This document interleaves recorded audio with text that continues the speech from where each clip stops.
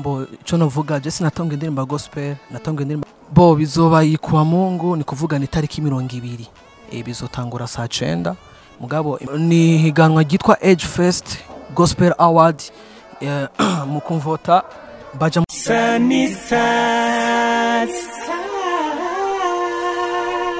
bakunzi ba Sanistar TV nko mubizi ni class kuri microphone behind camera Smith twaje ahantu muri Senar muri Irakoze Hotel twaje kuraba umuririmbyi Belardo twaje kumubaza ku bintu byerekeye akazi kiwe nyene muri cyane neza turabira je gukora tumubaza ibintu byerekeye byinshi byinshi akazi kiwe maze kwishima bagumana nanje barakoze cyane.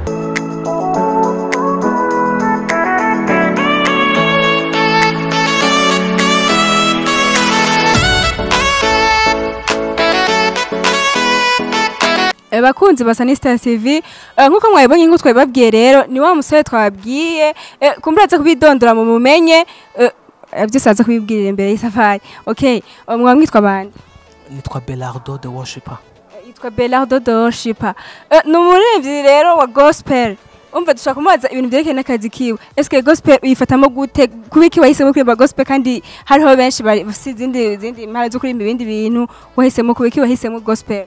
Mbo ico novuga je sinatonga indirimbo gospel, natonga indirimbo profane ariko nabonye profane ko atabuzima kuvaho ndirimbe gospel numvise ko ariho ubuzima. Okay. Ngo hariho ubuzima rero muri gospel. Gospel ni yakunda cyane kuruta ibyo yatanguriyemo. Umva si ibyo yatanguriyemo. Twamusanze ngaha anye rero muri Irakoze Hotel bari ma repetition. Muri ma repetition ya hari concert muri ko murategura na ma repetition y'iki concert cyane. Ego na marapesa concert zo baso dimanche. Hari abantu twabonye abigeme mwe ko murategurana n'abasore na bino na Bujumbura cyane. Hari abintu na Bujumbura. Hari na Bujumbura. Wosanzwe ubahe?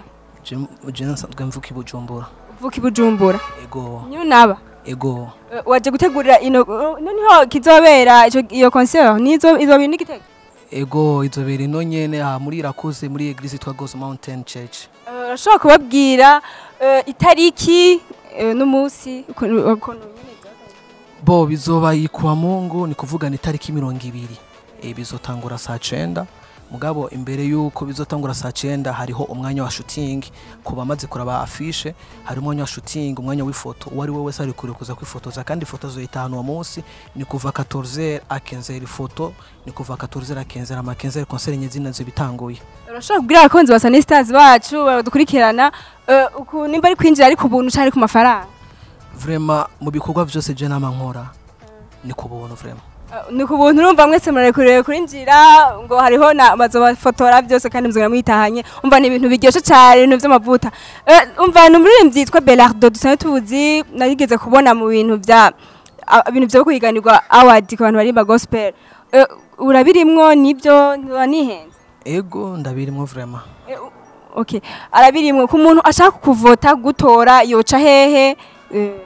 Bo ni higanwa gitwa Age Fest Gospel Award mu kumvota baja mu kibanza gisanzwe ca message apana kuri WhatsApp canke ikibanza gisanzwe ca message bakoresha umuhoro wa Leo gusa wandika muri ico kibanza 315 ukaca wanvoya kuri 420 ukoresheje umuhoro wa Leo kandi untora incuro zose ushaka.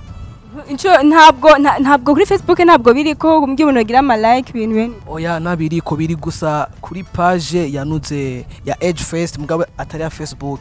Ego umenga Instagram. Okay. Mwabyumvise abantu muzoshaka kumutora Belardo yavuze ni 315. Ona nani yise mukora tuzokoresha ni Leo gusa mwabyumvise rero reka rero tumushimira ariko imbere ko tumushimira nabanze abwira abakunzi bamadukurikira kuri Sanistar bagiye subscribe na like bongera bashaka na comment. Yes ndabwiye abakunzi ba Sanistar TV mugire subscribe kuri YouTube kuri Facebook eka no ku ma platform yabo yose nimwe bagire share mubashigikire cyane gose bakora ibintu byiza cyane gose. Bless you. Okay, murakoze rero mwese mko muradukurikirana mwabonye n'umusore mu kwishura ibibazo ntabwoba yabishoye neza cyane murakoze cyane. Ciao ciao ciao. Sanistar